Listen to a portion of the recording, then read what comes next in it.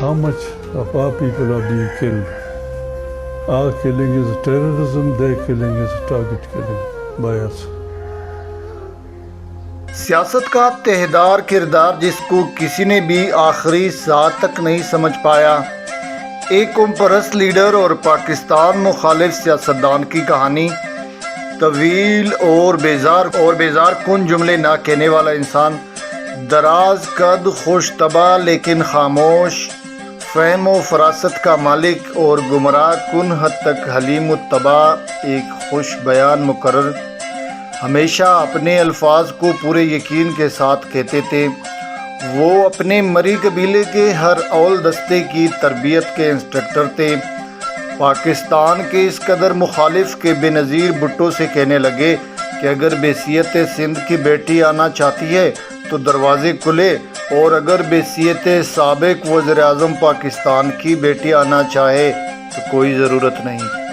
سیاسی نظریات میں سخت گیر ضرور، لیکن میل میلاپ میں انتہائی نرم خو تھے۔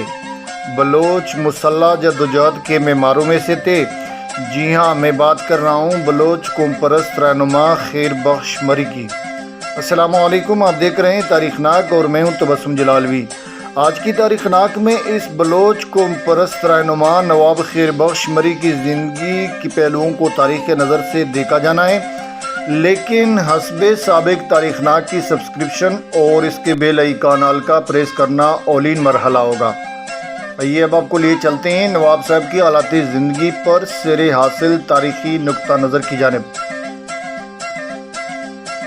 پاکستانی سیاستدان، قوم پرست لیڈر، بلوچ قبیلہ مری کے سردار نواب مہر اللہ خان مری کے فرزند 28 فروری 1928 کو کوئٹہ میں پیدا ہوئے۔ ابتدائی تعلیم کولو اور اعلیٰ تعلیم ایچیسن کالج لاہور میں پائی۔ 1950 میں مری قبیلے کے سردار بنے اور بلوچستان کے سیاست میں سرگرم حصہ لینا شروع کیا۔ وہ ہمیشہ اپنی بات پورے یقین کے ساتھ کہتے رہے، جیسے تاریخ کے بڑے کردار وقت آنے پر اپنے فلسفے کی جیت پر یقین رکھتے تھے۔ نواب خیر بخش مری سیاست کا وہ تہدار کردار تھے کہ آخری ساتھ تک ان کو کوئی سمجھ نہ پایا۔ وہ اکثر کسی سے گفتگو میں کوئی جملہ ادا کرتے جو ایک سطر ہی ہوتا، لیکن اس کے پس منظر میں ایک پیچیدہ سی کہانی گھومتی رہتی تھی۔ وہ ابن الوقت سیاستدانوں پر ہمیشہ زیر لب مسکراتے رہتے۔ وہ بات کرتے ہوئے طویل بیزار کن جملے نہیں بولتے تھے جو سیاستدانوں کا خاصہ ہوتا ہے۔ ان کے جملوں کی ساخت اس قدر چھوٹی ہوتی تھی کہ سننے والا درمیان میں 2-3 جملے بول کر بات چیت میں اپنا حصہ بھی ڈال سکتا تھا۔ وہ بات چیت میں دور دراز کی کہانیاں سناتے اور اپنے ارد گرد کے حالات کا ناک نقشہ سمجھاتے تھے۔ نواب خیر بخش مری جدید بلوچ نیشنلزم کا فکری منبع تھے۔ دراز قد خوش طبع، فہم و فراست کا مالک اور گمراہ کن حد تک حلیم الطبع، مری خوش بیان مقرر اور قوم پرست تاریخ کا نقیب ہے۔ تاہم اسے روزمرہ کی سیاسی سرگرمیوں اور مشکلات میں اکثر اوقات متذبذب اور بعض اوقات سادہ لو تک پایا گیا ہے۔ وہ بین الاقوامی دانشورانہ ذوق کا مالک ہے، تاہم اس کا طرز زندگی ہر لحاظ سے بلوچ ہے۔ نواب اکبر بگٹی کے برعکس نواب خیر بخش نے اسلام آباد پر چند مستثنیات کے علاوہ کبھی اعتماد نہیں کیا، جبکہ پاکستانی ہیئت حاکمہ مقتدرہ نے ہمیشہ ان کو ان کے قد اور سیاسی دوستوں نواب اکبر بگٹی اور سردار عطا اللہ مینگل کے درمیان سب سے خطرناک خیال کیا۔ وہ خاموش طبع تھے، میڈیا پر زیادہ اعتبار نہیں کرتے تھے۔ ان کو دوسروں کی گفتگو کے سیاق و سباق سے بریدہ مطالب نکالنے کا الزام دیتے رہے۔ وہ حسن و دلکشی کا ایک تراشیدہ نمونہ تھے، جہاں سے نپے تلے سیاسی الفاظ نکالنے تھے۔ گفتگو میں کئی اپنے سننے والے کو بھی شریک کرتے۔ فکر مندی سے سوچتے ہوئے وہ آپ پر کوئی گہرے معنی واضح کرنے کے لیے کوئی لفظ پوچھتے۔ وہ ہمیشہ اپنے الفاظ پورے یقین کے ساتھ ادا کرتے رہے، جیسے تاریخ کے بڑے کردار وقت آنے پر اپنے فلسفے کی جیت پر یقین رکھتے تھے۔ انہیں سنتے ہوئے سننے والے کو گمان گزرتا تھا کہ آپ ایک ایسے شخص کے سامنے بیٹھے ہیں جو جنگ کے میدان سے کچھ دیر کے لیے آپ کو کچھ کہنے آیا ہو۔ ان کی گفتگو میں لفظ دشمن کی گونج بار بار سنائی دیتی تھی۔ محدود قوت کے ساتھ بڑی طاقت سے کیسے لڑا جاتا ہے؟ اکثر خیال کیا جاتا ہے کہ نواب خیر بخش مری نے مرغوں کی لڑائی سے یہ ہنر سیکھا اور اسے سیاست کے میدان میں آزمایا۔ یہ نیم سچ تو ہو سکتا ہے لیکن سراسر درست نہیں۔ وہ مجھے چونٹی کے جنگ و مرگ کے فلسفے پر یقین رکھنے والے صابر سیاستدان لگے۔ زندہ و مردہ جسم کے خلاف گروہ کی صورت میں یورش کرنا، کسی ایک مرکزیت کے تحت سالہ سال معمولی کامیابیاں حاصل کرنا تاکہ وہ زندہ یا مردہ جسم نیست و نابود ہو جائے۔ چونٹیوں کو ہم روزانہ یہ عمل کرتا دیکھتے ہیں۔ وہ اپنے قبیلے مری کے بلوچ نیشنلزم کے مسلح ڈھانچے کے ہر اول دستے کے طور پر تربیت کرتے رہے۔ اپنی شخصیت، نظریات اور حکمت عملی کے لحاظ سے نواب خیر بخش مری بہت مختلف تھے۔ وہ ایک مہم جو تھے۔ نیشنل عوامی پارٹی سے منسلک رہنے کے باوجود انہوں نے پارٹی کی سیاست نہیں کی۔ جب ذوالفقار علی بھٹو کی حکومت بنی تو نیشنل عوامی پارٹی کو صوبہ خیبر پختونخوا، اس وقت کے صوبہ سرحد اور بلوچستان میں گورنر کے عہدے دینے کا وعدہ کیا گیا۔ غوث بخش بزنجو نے خیر بخش مری کو گورنری کی پیشکش کی تو انہوں نے انکار کر دیا۔ نواب خیر بخش مری 1970 کی دہائی میں بلوچوں کی مسلح جدوجہد کے معماروں میں سے تھے۔ بعد میں ذوالفقار علی بھٹو نے نیشنل عوامی پارٹی پر پابندی لگائی اور جن قائدین کو گرفتار کر کے حیدرآباد جیل میں ڈالا ان میں نواب خیر بخش مری بھی شامل تھے۔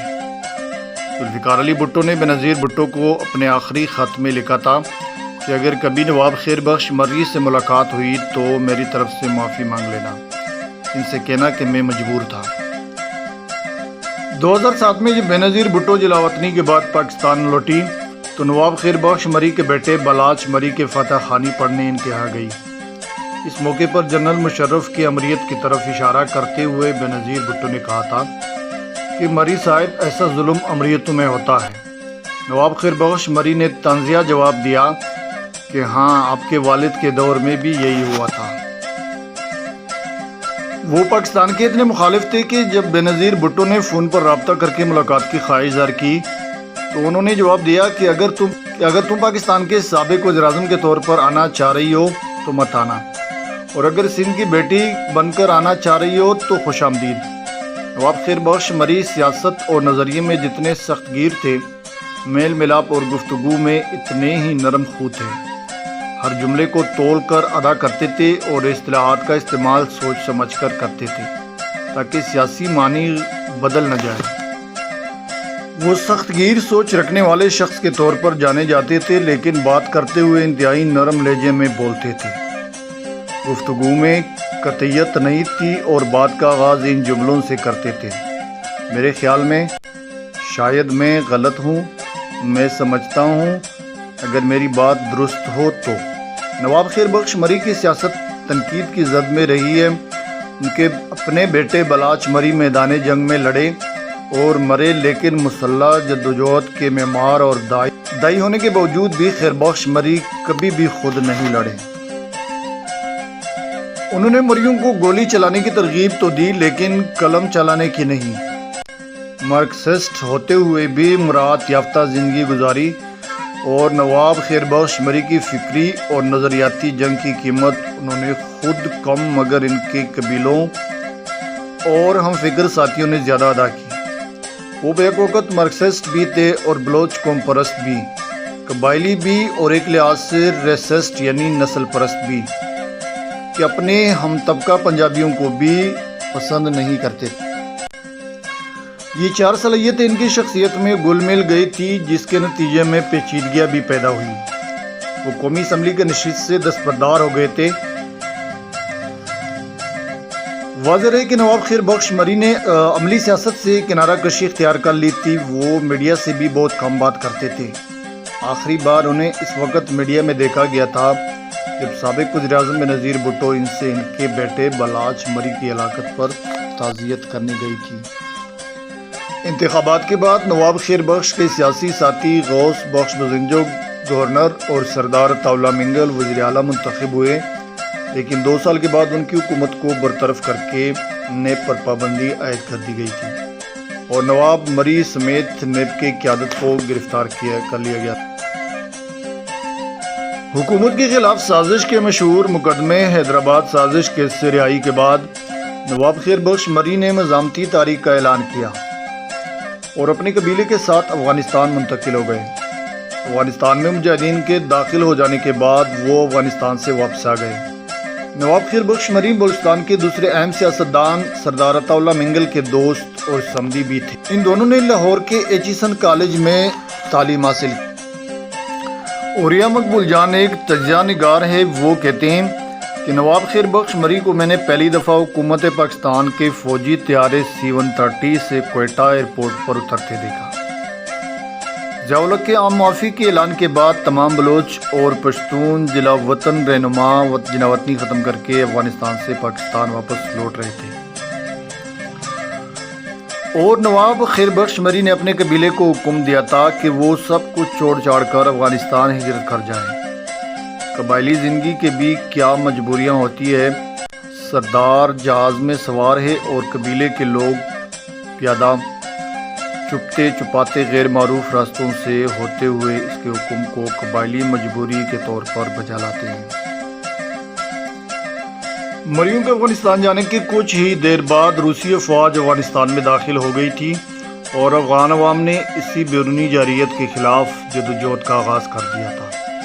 خیر بخش مری نظریاتی طور پر کمیونسٹ تھے، لیکن اپنے آپ کو اسٹالن کا پرستار سمجھتے تھے۔ انہوں نے جس سرزمین میں پناہ لی تھی اسی کے عوام کے خلاف روس کے ہم نوا بنے رہے۔ نواب مری کے تمام بیٹوں پر روس کے نوازشات تھی، جبکہ افغانستان جہاں وہ پناہ لیے ہوئے تھے اس پر روس کی طرف سے بموں کی بارشیں۔ نواب مری نے زندگی بھر کبھی خود مسلح جدوجہد نہ کی، لیکن اپنے پورے قبیلے کو گوریلا جنگ کی تربیت دی۔ ان کے قبیلے کی گوریلا جنگ کا سربراہ شیر محمد مری عرف جنرل شیروف تھا۔ وہ نواب مری کا اس قدر تابع فرمان تھا کہ سردار چاکر خان ڈومکی نے بتایا کہ ایک دفعہ وہ کوئٹہ جا رہے تھے کہ راستے میں شیروف کی گاڑی کو حادثہ ہوا تھا۔ انہوں نے زخمی شیروف کو گاڑی میں بٹھایا اور کوئٹہ کی طرف روانہ ہوئے تاکہ کسی اسپتال لے جائیں، لیکن شیروف کا کہنا تھا کہ مجھے پہلے نواب کے پاس لے جانے دیں تاکہ اس سے میں پوچھ سکوں، اس کے بعد میں اسپتال جاؤں گا۔ ارباب کرم خان روڈ پر نواب کے گھر پہنچے۔ وہ اس وقت ورزش کرنے میں مصروف تھے۔ زخمی شیروف اور سردار چاکر خان انتظار کرنے لگے تھے۔ 2 گھنٹے کے بعد اندر سے پیغام آیا، جہاں جانا چاہتا ہے اسے لے جاؤ، لیکن اسی وفادار شیروف مری کے ساتھیوں کی زابل افغانستان میں نواب مری کے لوگوں سے لڑائی ہو گئی تھی۔ اوریا مقبول جان کہتے ہیں کہ افغانستان میں نجیب اللہ کی حکومت ختم ہوئی تو نواب مری کو وہاں اپنا وجود خطرے میں محسوس ہوا۔ دوسری جانب بلوچستان میں جمالی قبیلہ نواب اکبر بگٹی سے خوفزدہ تھا۔ تاج محمد جمالی وزیر اعلیٰ تھے۔ نواب اکبر بگٹی کو ایک شک تھا کہ ان کے بیٹے سلال بگٹی کے قاتلوں نے جمالیوں کے ہاں پناہ لی ہے۔ یہ وہ زمانہ تھا جب ظفر اللہ جمالی گھر سے محصور ہو کر رہ گئے تھے۔ دوسری جانب نواب مری کے بیٹے افغانستان میں اپنی زندگیوں کو خطرے میں دے کر پاکستان آ چکے تھے اور باپ کو پاکستان لانے کی جدوجہد کر رہے تھے۔ یہی وہ زمانہ تھا جب مریوں کی آباد کاری کے لیے ایک خطیر رقم حکومت نے دی تھی۔ نواب اکبر بگٹی سے سوال کیا گیا تھا کہ کیا نواب خیر بخش مری واپس آ جائیں گے؟ وہ جس قسم کی قسمیں کھا کر یہاں سے گئے ہیں، اگر وہ بلوچ ہے تو واپس نہیں آئیں گے۔ لیکن نواب مری کابل میں اپنے 60-70 مرغوں سمیت جہاز میں بیٹھ گئے۔ تاج محمد جمالی نے استقبال کرنے والوں کو ایئرپورٹ پر کھل کر کھیلنے کی اجازت دے رکھی تھی۔ پولیس کو تحمل کا ثبوت دینے کے لیے کہا گیا۔ جیسے ہی پاکستان کا فوجی C-130 طیارہ کوئٹہ ایئرپورٹ پہ اترا، چند نوجوان ایئرپورٹ کے چھت پر چڑھے اور انہوں نے پاکستان کا جھنڈا اتار کر BSO کا پرچم لہرا دیا تھا۔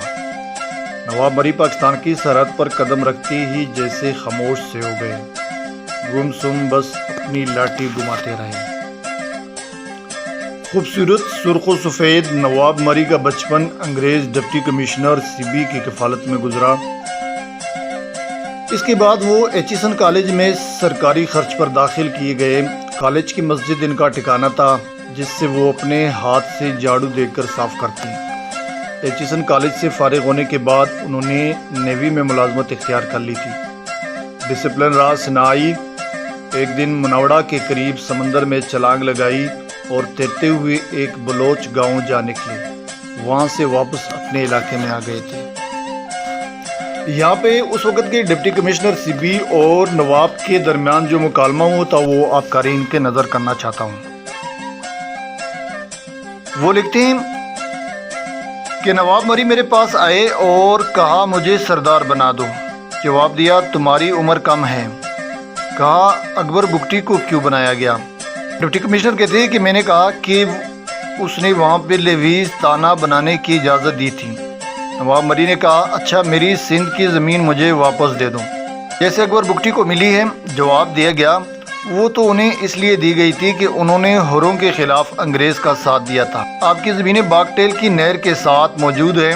नवाब मरी गुस्से में आ गए और कहा तुम लोगों ने मेरी ज़मीनें हड़प कर ली है और अब कतन में मौजूद तेल की चश्मों पर कब्ज़ा करना चाहते हैं, लेकिन ये मैं अपनी ज़िंदगी में भी होने नहीं दूंगा। नवाब मरी की ज़िंदगी का चिराग गुल हो गया, लेकिन पाकिस्तान वापसी के बाद उन्होंने अपने नज़रियात की पसपाई का जो हशर देखा वो एक दास्तान है। उन्होंने हक तवार नामी तंजीम बनाई जिसने सरियाब पाठक के पास भूख हड़ताली कैंप लगाया। मैंने खुद जाइंट रोड पर 25-30 लोगों के मुख्तसर हजूम से नवाब मरी को इनकलाब पर तकरीर करते देखा। वो सिलाची कबीला जो नवाब मरी पर जान छिड़कता था, उन्होंने मरी फरारी कैंप के सरबराह तवक्कल और इसके साथियों को पकड़कर सीबी इंतज़ामिया के हवाले किया कि ये लोग कर्नल अलमदार के कातिल हैं। लेकिन शायद नवाब मरी के जदोजहद को इज़्ज़त मिलना थी कि 1999 में परवेज़ मुशर्रफ जैसे शख्स को अल्लाह ने इक़्तिदार दे दिया। बलूचिस्तान का ये कौम परस्त रहनुमा नवाब खीर बख्श मरी 10 जून 2014 को तवील अलालत के बाद कराची के एक निजी अस्पताल में इंतकाल कर गए थे। इनकी उम्र उस वक़्त 86 या फिर 88 बरस थी। नवाबजादा हिरब्यार मरी और नवाबजादा इमरान मरी उर्फ मेहरान बलोच ये चाहते थे कि तदफीन क्वेटा में हज़ारगंजी के इलाके न्यू कांस के शहादा के कब्रिस्तान में हो। बलोच कौम परस्तों के मुमताज़ रहनुमा नवाब खीर बख्श मरी को इनके पैरोकारों और बैरून मुल्क मुकीम बेटों की ख्वाहिश के मुताबिक क्वेटा में सपुर्दे खाक किया गया। ये थी यहाँ तक नवाब खीर बख्श मरी के ज़िंदगी के उतार चढ़ाव पर मुश्तमिल डॉक्यूमेंट्री। आज के लिए इतना ही। इंशाल्लाह अगर ज़िंदगी रही तो दोबारा एक नई तारीख़ी व्लॉग के साथ दोबारा हाजिर होंगे और इस बार हम एक और बलोच कौम परस्त रहनुमा सरदार अताउल्लाह मिंगल के बारे में बताएंगे। अगली व्लॉग तक मुझे दीजिएगा इजाज़त। तब तक के लिए अपना बहुत सारा ख्याल रखिएगा। फ़ी अमानिल्लाह।